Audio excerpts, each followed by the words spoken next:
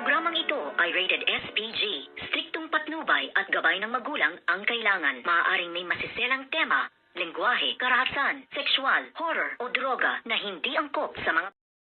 Good morning mga kachikas and welcome sa aking munting channel. Gulat na gulat nga itong si Attorney Charlie at ito ngang si Lani nang biglang ang pumasok. Ito ngang si Ina na hindi nga nila sukat akalain na meron ngang isang naghihintay at may surpresa sa kanila, lalong-lalo na nga itong si Lani na hindi niya alam kung ano ang kanyang gagawin dahil ngayon ay para siyang pinagsukluban ng langit at lupa sa kahihiyan na mga sinabi nga nitong si Ina. At nasabi nga ni Ina na hindi ka pwedeng makipagrelasyon dahil ikaw ay kasal pa, na kinagulat nga nitong si Lani. At dito naman ay biglang ang nagpakita na at pumasok na ito ngang si Tony na mas lalong ikinagulat nito ngang si Lani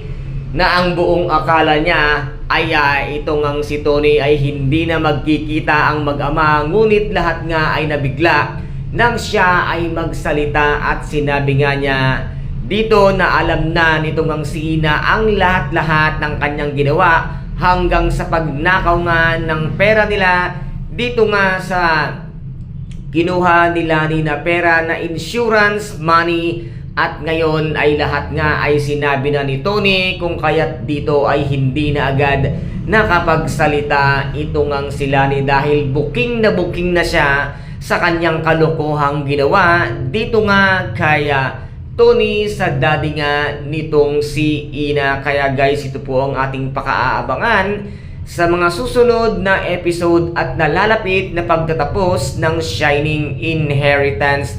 Kung nagustuhan po ninyo ang aking videos for today, paki-subscribe na lamang po ng aking channel, paki-like and share para maging update kayo sa lahat ng gagawin kong videos. Maraming salamat po. Ingat, God bless and bye-bye!